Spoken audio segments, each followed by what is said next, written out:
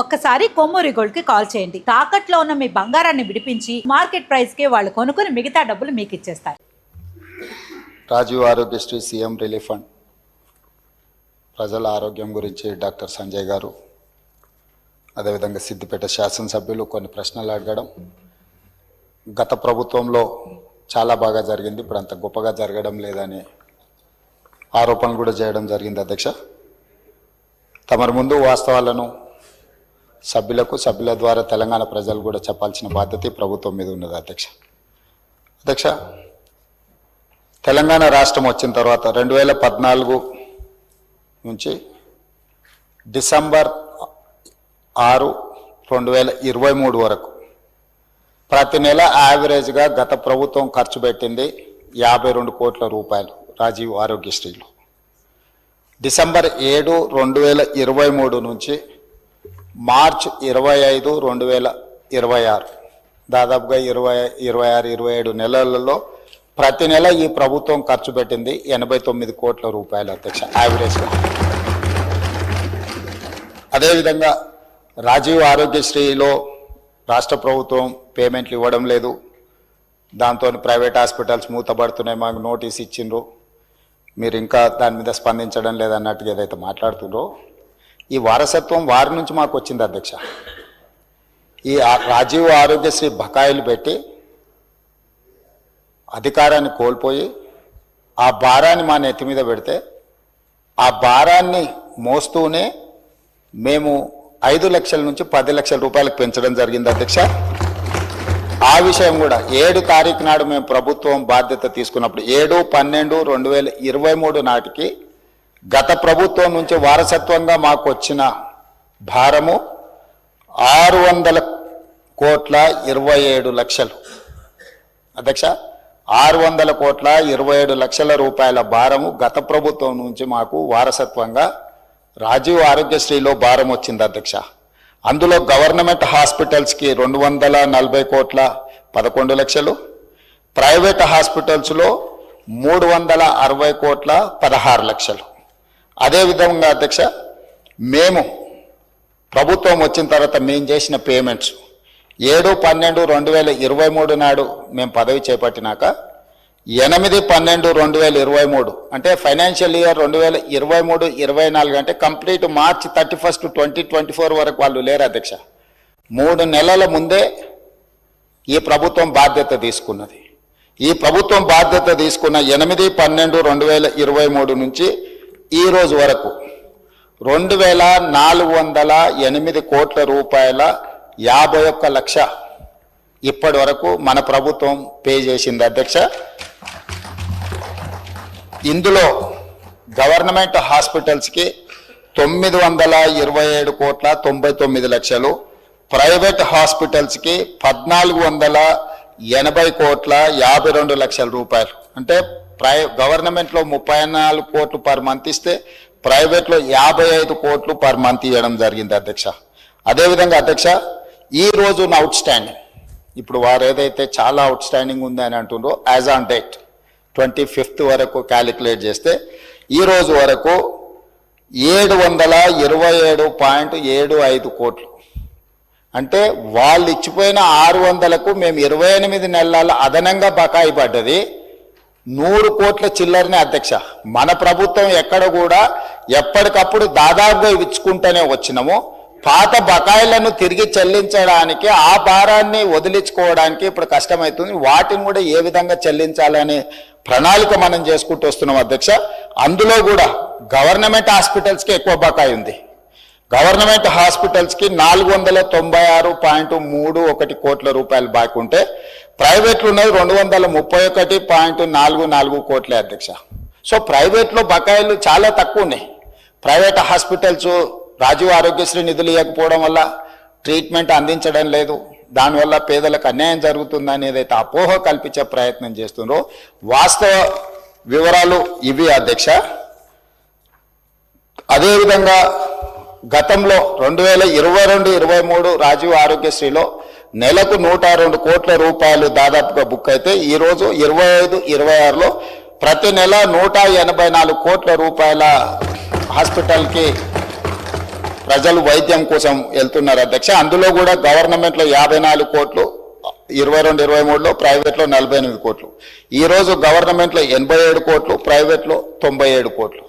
So అన్ని రకాలుగా పేషెంట్లు పెరగడమే కాకుండా 5 లక్షల నుంచి 10 లక్షలకు రాజీవ్ ఆరోగ్యశ్రీ ఏదైతే ఇన్సూరెన్సు ఇతర వ్యాధులను కూడా అందులో చేర్చడం వల్ల ఈరోజు దాదాపుగా మోర్ దాన్ డబుల్ ఈరోజు వాళ్ళు వాడుకోవడం జరుగుతుంది అధ్యక్ష. అదేవిధంగా ఈరోజు అంతకుముందు సీఎం రిలీఫ్ ఫండ్ ఒకసారి తీద్దాం అధ్యక్ష. సీఎం రిలీఫ్ ఫండ్ చెక్కులలో జరిగిన అవినీతి వెనకాల ఎవరు పిఏలు ఉన్నారు, ఎవరు ఆఫీసు సిబ్బంది ఉన్నారు, నిన్న మన కేసులు కావడము, ఇవన్నిటిని ఎవరైతే పేరు మీద చెక్కులు తీసుకెళ్ళి ప్రైవేట్ ఖాతాలలో వేసుకొని ఎట్లా సీఎం రిలీఫ్ ఫండ్ను దుర్వినియోగం చేసిండ్రో కేసులు ఉన్నాయి, విచారణ కూడా జరుగుతుంది అధ్యక్ష.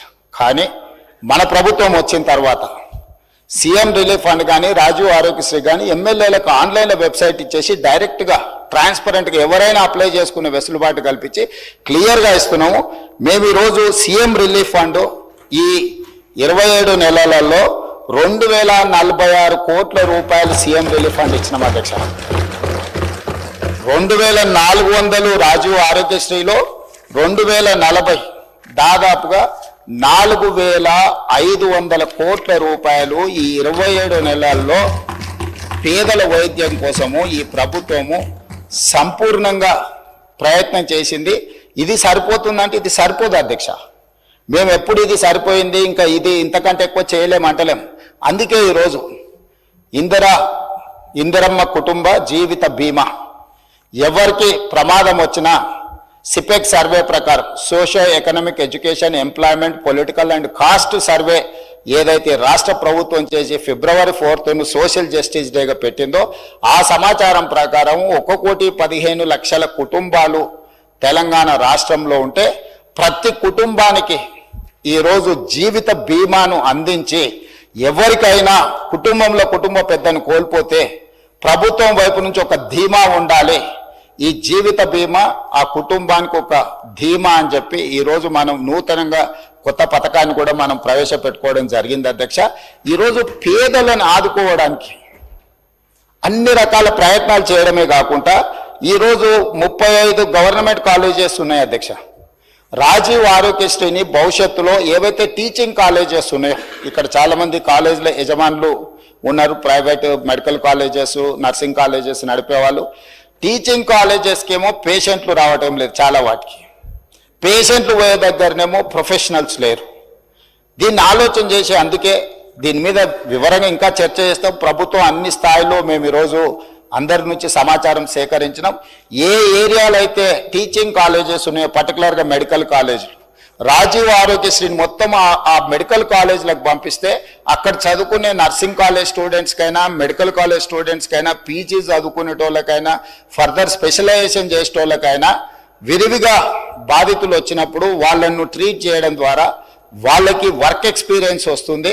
అదేవిధంగా Rajiv Aarogyasri CM relief funds కూడా వాటికే ఇస్తే ఆ హాస్పిటల్ల యొక్క నిర్వహణ మెడికల్ కాలేజీల యొక్క నిర్వహణ కూడా బెటర్గా ఉంటుంది. అందులో పనిచేసే డాక్టర్లు సర్జరీ చేస్తే వాళ్ళకి స్పెషల్ ఇన్సెంటివ్స్ ఇవ్వాలనుకుంటున్నాం అధ్యక్ష. ఈరోజు జీతభత్యాలకే పనిచేసే వాళ్ళు అప్పుడప్పుడు ప్రైవేట్ హాస్పిటల్స్లలో కూడా సర్జరీలు చేస్తున్నారు. వీటన్నిటినీ మనకు తెలుస్తూ ఉంది. అందుకే ఇప్పుడు ఏం ఆలోచన చేస్తుంది ప్రభుత్వం, ఈ టీచింగ్ కాలేజెస్లో చదువులు చెప్పే ఎవరైతే డాక్టర్స్ ఉన్నారో స్పెషలైజ్డ్ ఉన్నారో వాళ్ళు సర్జరీలు చేస్తే సర్జరీలకు వాళ్ళకి స్పెషల్ ఇన్సెంటివ్ ఇవ్వడం ద్వారా వాళ్ళని ప్రోత్సహించాలని ఈ Rajiv Aarogyasri CM relief fund ఇవన్నీ కూడా ఈ మెడికల్ కాలేజెస్కి ఎప్పుడైతే వెళ్తాయో నిధులు హాస్పిటల్ల నిర్వహణ చాలా పకడ్బందీగా జరుగుద్ది. రెండవది అదనంగా పనిచేసే వైద్యులకు అదనపు జీతభత్యాలు వస్తాయి.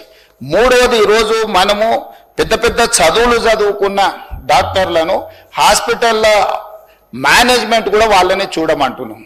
సో నర్సులు వచ్చిండ్రా, ఊడ్చే వాళ్ళు వచ్చిండ్రా, తూడ్చే వాళ్ళు వచ్చిండ్రా, మిగతా సిబ్బంది వచ్చిండ్రా లేదా అని పెద్ద పెద్ద డాక్టర్లు సూపరింటెండెంట్స్ చూడాలంటే వాళ్ళు చదువుకున్న చదువుకి వాళ్ళ మైండ్ సెట్కి వాళ్ళ వ్యవహార శైలికి ఇది సూట్ అవ్వడం లేదు. అందుకే ఈరోజు ఈ నిర్వహణ మొత్తం సపరేట్ చేసి దీనికి సపరేట్గా ఒక గ్రూప్ 1 ఆఫీసర్నో లేకపోతే ఒక గ్రూప్ 2 ఆఫీసర్నో ఇతర సిబ్బందిని పెట్టి ఈ సిబ్బంది యొక్క నిర్వహణ బాధ్యత మొత్తం ఒక వింగ్ అప్పచెప్పి పేషెంట్లకు ట్రీట్మెంట్ చేసే బాధ్యతను కంప్లీట్గా ప్రొఫెషనల్గా డాక్టర్లతో చేయించాలనుకుంటున్నాం. ఇప్పటి వరకు మొత్తం పేషెంట్లను చూడడమే కాకుండా హాస్పిటల్ వ్యవస్థను నిర్వహించే బాధ్యత కూడా సూపరింటెండెంట్ మీదనే ఉంటుంది. దాంతో అతను నర్సు వచ్చిందా, లేకపోతే ఊడ్చేవాడు వచ్చిందా, సిబ్బంది వచ్చిందా రాలేదా, వాచ్మెన్ వచ్చిందా లేదా, బయట పార్కింగ్ ఎవరు చూస్తున్నారు, లేకపోతే క్యాంటీన్లో ఏముంది ఏం లేదు అతను చూడలేడు. అతని టెంపర్మెంట్కి అది సూట్ అవ్వదు. రెండోది అతను క్వాలిటీగా కూడా పనిచేయలేడు. అతను లోపల సర్జరీ చేయాలన్నా, వచ్చిన పేషెంట్లను చూడాలన్నా, ఇన్ పేషెంట్లను చూడాలన్నా, అవుట్ పేషెంట్లను చూడాలన్నా ఈ సమస్యలు ఉన్నాయి. కాబట్టి మన ప్రభుత్వం దీన్ని కూడా ఆలోచన చేసి ఈరోజు ఈ 2 పనులను రెండింటిని సపరేట్గా ఈరోజు మనము డీల్ చేయాలనుకుంటున్నాం అధ్యక్ష. 3వ పాయింట్, కొన్ని వేల మంది తెలంగాణ నుంచి ఇతర దేశాలలో డాక్టర్లుగా ఈరోజు పనిచేస్తున్నారు. వాళ్ళు తల్లిదండ్రులను చూడడానికో, ప్రాంతాన్ని చూడడానికో, లేకపోతే ప్రాంతం మీద అభిమానంతో వచ్చినప్పుడు వాళ్ళు 4-5 రోజుల్లో కుటుంబ వ్యవహారాలు చక్కదిద్దుకుంటే ఒక 20 రోజులు ఎక్స్ట్రా ఉన్నప్పుడు వాళ్ళు అత్యంత అధునాతనమైన వైద్యశాలలో పనిచేయడమే కూడా అత్యున్నత చదువులు చదువుకున్న డాక్టర్లు. వాళ్ళందరితో నేను మా దామోదర్ రాజనరసింహ గారు మాట్లాడి ఒక ప్లాట్ఫామ్ క్రియేట్ చేస్తున్నాం. డాక్టర్ సంజయ్కి కొంచెం ఇది ఎక్కువ అవగాహన ఉండే అవకాశం ఉంది. ఆ డాక్టర్లు అందరినీ ఆన్లైన్లో ఒక వెబ్సైట్ క్రియేట్ చేస్తున్నారు.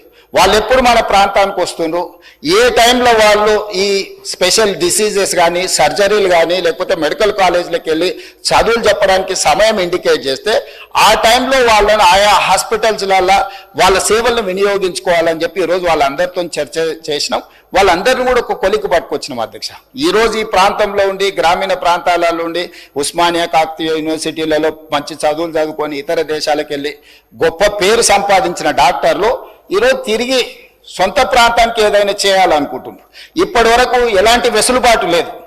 ఏ డాక్టర్ ఎప్పుడు ఇండియాకు వస్తుండు, తెలంగాణకు వస్తుండు, లేకపోతే సొంతూరుకు వస్తుండు, ఎప్పుడైనా వెళ్తుండు, అతని సమయం ఎప్పుడు ఎలా కేటాయించగలడానికి ఏమీ వెసులుబాటు లేదు. అందుకే మన ప్రభుత్వం ఈరోజు స్పష్టంగా వాళ్ళతో చర్చించి మనం ఈరోజు ఒక ప్రత్యేకంగా ఒక website medical and health department నుంచి క్రియేట్ చేసి ఏ డాక్టర్ ఏ నెలలో ఏ సమయంలో మన దగ్గరకు వస్తున్నాడో ఆ సమయంలో అతను వైద్య సేవలు ఏమైనా అందించాలనుకుంటుండే ఇక్కడ ఉండే పేదలకు ఉచితంగా, అదేవిధంగా ఇక్కడ ఉండే మెడికల్ కాలేజీలలో వెళ్ళి అతని ఎక్స్పీరియన్సు, అతని అనుభవాన్ని పాఠాల కింద ఏ విధంగా చెప్పాలనుకుంటుండో ఈరోజు విదేశాలలో నిపుణులైన డాక్టర్లను తెలంగాణ కూడా వాళ్ళ సేవల్ని వినియోగించుకోవాలనుకుంటుంది.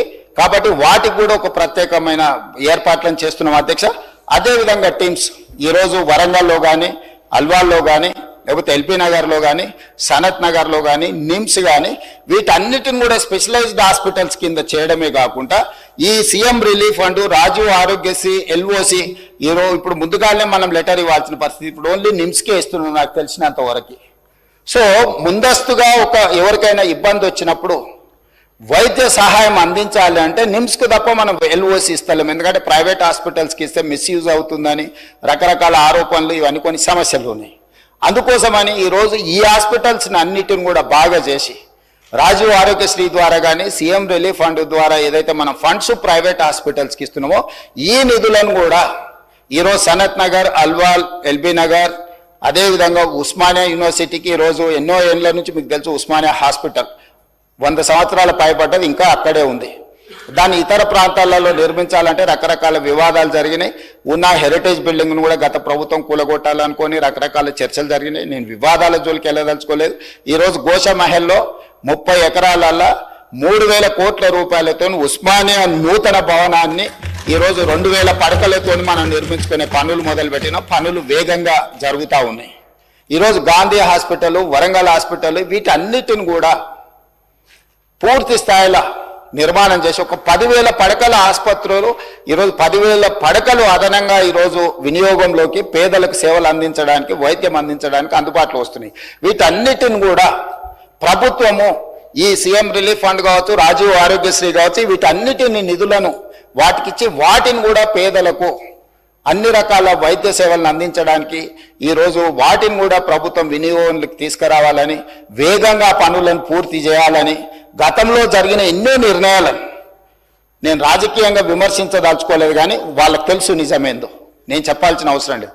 కాబట్టి వీటిని సర్దిద్దుకుంటూ ఒక దారిలో పెట్టి ఒక ప్రయత్నం చేసి దామోదర్ రాజనరసింహ గారు ఎడ్యుకేషన్ అండ్ ఇంజనీర్, కానీ by nature is an doctor, social doctor. అంటే సామాన్య సోషల్ డాక్టర్ అంటే పేదవాడికి ఏం సమస్య వస్తుంది, ఆ సమస్యకు ఏం వైద్యం అందించాలని సంపూర్ణంగా అవగాహన ఉన్న దామోదర్ రాజనరసింహ గారిని నేనే స్వయంగా ఈ శాఖ మీరు నిర్వహించాలని పర్సనల్గా వారిని పిలిచి, ఎందుకంటే ఈ శాఖ చాలా విస్తృతమైన సబ్జెక్ట్, ఇదంత ఆశమాసిగా అర్థమయ్యేది కాదు. అర్థమైనా కూడా ఎవ్రీడే ఒక కొత్త ఛాలెంజ్ వస్తుంది.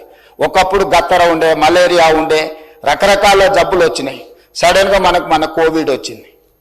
లేదు ఇట్లా ఎప్పటికప్పుడు ఏ రకమైన జబ్బులు సమాజంలో ఎట్లొస్తున్నాయి, ఎందుకు వస్తున్నాయి, ఎవరికీ తెలియదు. రకరకాల ఇవి అంటే ఈ ఛాలెంజెస్ని ఎప్పటికప్పటికి మంత్రితో పాటు అధికారులు కూడా ఎప్పటికప్పుడు నేర్చుకోవాల్సిన సబ్జెక్ట్.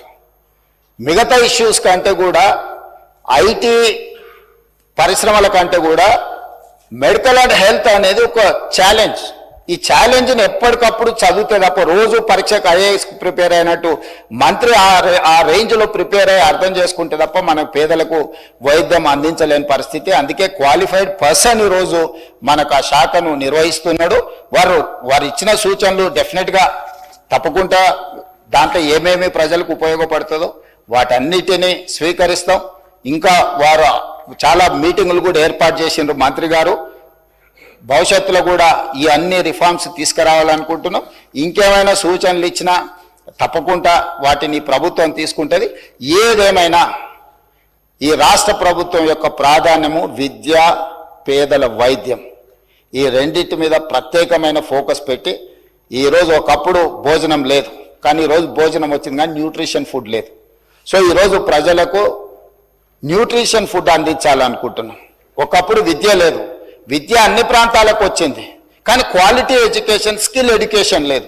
సో అందుకే ఈరోజు నర్సరీ నుంచి 12th క్లాస్ వరకు విద్యాపరంగా కానీ వైద్యపరంగా కూడా ప్రైమరీ హెల్త్ సెంటర్ నుంచి స్పెషలైజ్డ్ హాస్పిటల్స్ వరకు ఒక ప్రత్యేక ప్రణాళిక తీసుకొని ముందుకు వెళ్తున్నాం. డెఫినెట్గా సభ్యులు ఏదైతే సూచనలు చేసిండ్రో, కన్సర్న్ ఎక్స్పర్ట్ చేసిండ్రో పేదల వైద్యం కోసం, డెఫినెట్గా ఈ ప్రభుత్వం వాటన్నిటి మీద దృష్టి పెడుతుంది. ప్రభుత్వం ఈ కొన్ని విషయాలలో నిధుల సమస్యలు ఎన్ని ఉన్నా ఇంకెక్కడైనా కోతలు విధిస్తాం, కానీ పేదల విద్య విషయంలో, పేదల వైద్యం విషయంలో ఒక్క రూపాయి కూడా కోత విధించాం. అవసరమైన మేరకు నిధులను అందించి ఒక మంచి రోల్ మోడల్గా రాష్ట్రాన్ని ముందుకు తీసుకెళ్తాం తమ ద్వారా సభ్యులకు తెలియజేస్తున్నా. అధ్యక్ష, క్వశ్చన్ అవర్ ఈజ్ ఓవర్.